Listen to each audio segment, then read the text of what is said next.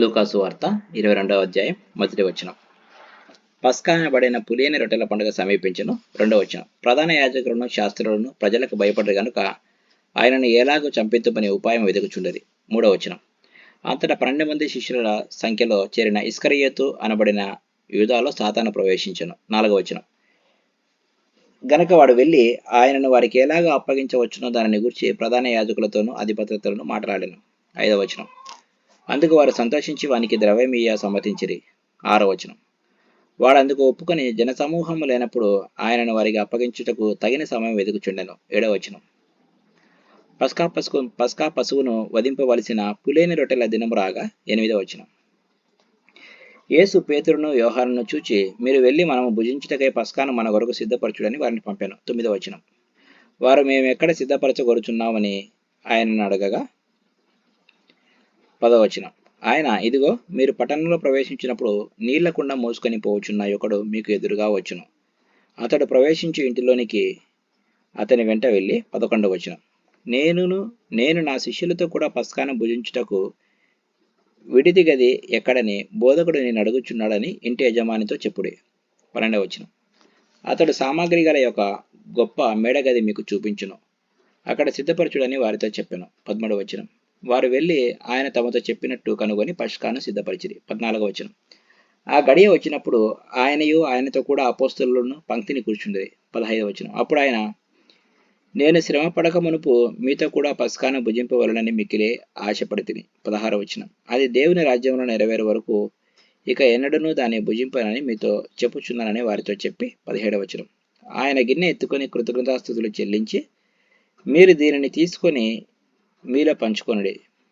18వ వచనం. ఇక మీదట దేవుని రాజ్యం వరకు నేను ద్రాక్షారసం త్రాగనని మీతో చెప్పుచున్నాను నేను.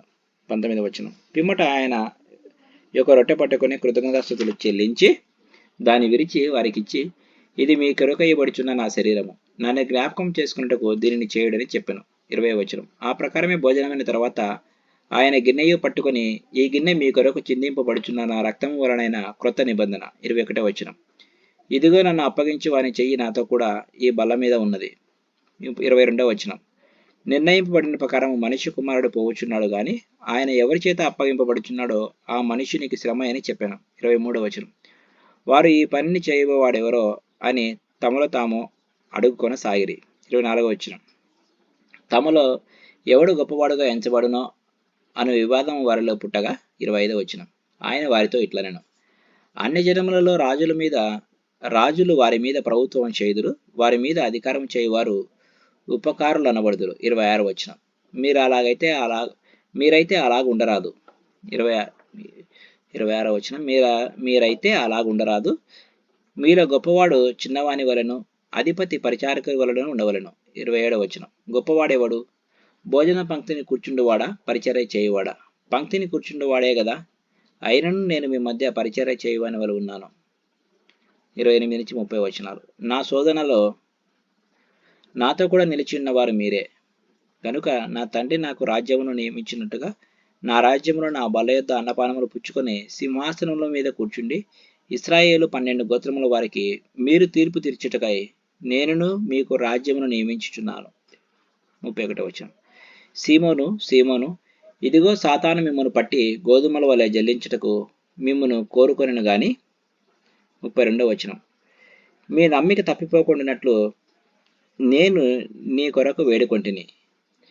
నీ మనసు తిరిగిన తర్వాత నీ సహోదరులను స్థిరపరచమని చెప్పాను. 33వ వచనం. అయితే అతడు, ప్రభువా, నీతో కూడా చెరలోనికి మరణమునకును వెలుటకు సిద్ధముగా ఉన్నానని ఆయనతో అనగా. 34వ వచనం. ఆయన, పేతురు, నీవు నన్ను ఎరగవని ముమ్మారు చెప్పు వరకు నేడు కోడి కోయదని నీతో చెప్పుచున్నాను నేను. 35వ వచనం. మరియు ఆయన, సంచియు జూలయు చెప్పులను లేకుండా నేను మిమ్మల్ని పంపినప్పుడు మీరు ఏమైనాను తక్కువ ఆయన అని వారిని అడిగినప్పుడు వారు ఏమీయూ తక్కువ కాలేదనేది. 36వ వచనం. అందుకైన, ఇప్పుడైతే సంచి గలవాడు సంచియు జూలయు తీసుకొని పోవలను, కత్తి లేనివాడు తన బట్ట నమ్మి కత్తి కొనుక్కొనవలను. 37వ వచనం. ఆయన అక్రమకారులలో ఒకడుగా ఎంచబడను అని వ్రాయబడిన మాట నా యందు నెరవేరవలసి ఉన్నది. ఏలయనగా నన్ను గూర్చిన సంగతి సమాప్తమగుచున్నదని మీతో చెప్పుచున్నాను నేను. 38వ వచనం. వారు, ప్రభువా, ఇదిగో ఇక్కడ 2 కత్తులున్నవనగా చాలునని ఆయన వారితో చెప్పాను. 39వ వచనం. తర్వాత ఆయన బయలుదేరి తన వాడుక చొప్పున ఒలీవల కొండకు వెళ్ళగా శిష్యులను ఆయన వెంట వెళ్ళిరి. 40వ వచనం. ఆ చోట చేరి ఆయన వారితో, మీరు శోధనలో ప్రవేశించకుండానట్లు ప్రార్థన చేయడని చెప్పి 41వ వచనం. వారి యొద్ద నుండి రాతివేత దూరము వెళ్ళి మోకాళ్ళూని 42వ వచనం. తండ్రి, ఈ గిన్నె నా యొద్ద నుండి తొలగించుటకు నీ చిత్తమైతే తొలగించుము, ఆయనను నా ఇష్టము కాదు నీ చిత్తమే సిద్ధించునుగా కానీ ప్రార్థించను. 43వ వచనం. అప్పుడు పరలోకము నుండి ఒక దూత ఆయనకు కనబడి ఆయనను బలపరిచెను.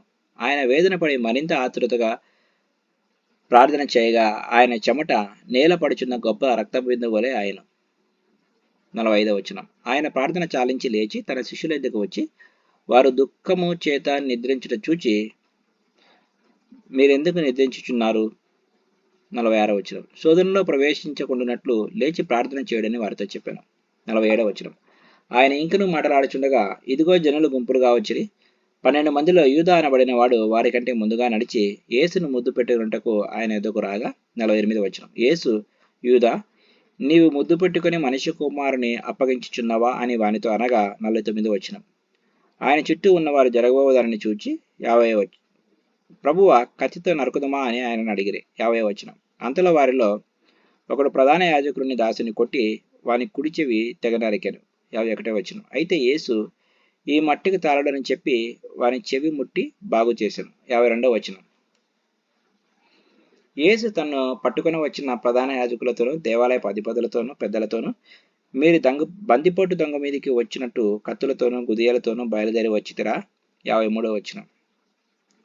నేను అనుదినము మీ చెంత దేవాలయంలో ఉన్నప్పుడు మీరు నన్ను పట్టుకొనలేదు, అయితే ఇది మీ గడియయు అంధకార సంబంధమైన అధికారమును అనెను. 54వ వచనం. వారు ఆయనను పట్టుకొని ఈడ్చుకొని పోయి ప్రధాన యాజకుని ఇంటిలోనికి తీసుకొని పోయిరి. పేతురు దూరముగా వారి వెనక వచ్చుచుండెను. 55వ వచనం.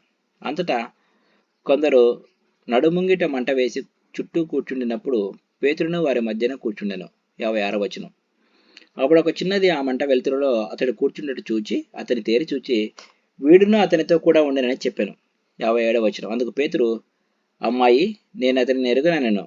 58వ వచనం. మరి కొంతసేపటికి మరి ఒకడు అతను చూచి నీవును వారిలో ఒకడు అనగా పేతురు, ఓయి, నేను కానెను. 59వ వచనం. ఇంచుమించు ఒక గడి అయిన తర్వాత మరి ఒకడు నిజముగా వీడును అతనితో కూడా ఉండెను, వీడు గలిలయుడని దృఢముగా చెప్పాను. 60వ వచనం. అందుకు పేతురు, ఓయి, నీవు చెప్పినది నాకు తెలియదనెను. అతడు ఇంకనూ మాట్లాడుచుండగా వెంటనే కోడి కూసెను. 61వ వచనం. అప్పుడు ప్రభువు తిరిగి పేతురు వైపు చూచెను గనుక పేతురు, నేడు కోడి కూయక మునుపు నీవు ముమ్మారు నన్ను ఎరగకుందువని ప్రభువు తనతో చెప్పిన మాట జ్ఞాపకం చేసుకొని. 62వ వచనం. వెలుపలికి పోయి సంతాపపడి ఏడ్చెను. 63వ వచనం. యేసును పట్టుకున్న మనుషులు ఆయనను అపహసించి కొట్టి ఆయన ముఖము కప్పి. 64వ వచనం. నిన్ను కొట్టిన వాడెవడో ప్రవచింపుమని ఆయనను అడిగి. 65వ వచనం. ఆయనకు విరోధంగా ఇంకనూ అనేక దూషణ వచనములాడిరి. 66వ వచనం. ఉదయం కాగానే ప్రజల పెద్దలు ప్రధాన యాజకులను శాస్త్రులను సభకూడి ఆయనను తమ మహాసభలోనికి తీసుకొని పోయి. 67వ వచనం. నీవు క్రీస్తు అయితే మాతో చెప్పుమన్నది. అందుకైనా నేను మీతో చెప్పినడలా మీరు నమ్మరు. 68వ వచనం. అదియుగాక నేను మిమ్మల్ని అడిగినడలా మీరు నాకు ఉత్తరం చెప్పరు. 69వ వచనం. ఇది మొదలుకొని మనుష్య కుమారుడు మహాత్యము గల దేవుని కుడి పార్శ్వమున ఆశీనుడగనని వారితో చెప్పాను. 70వ వచనం.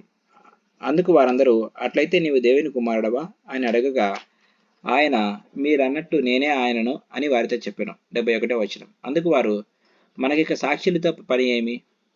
మనము అతని నోటి మాట వింటిమి కదా అని చెప్పిరి. Praise the lord.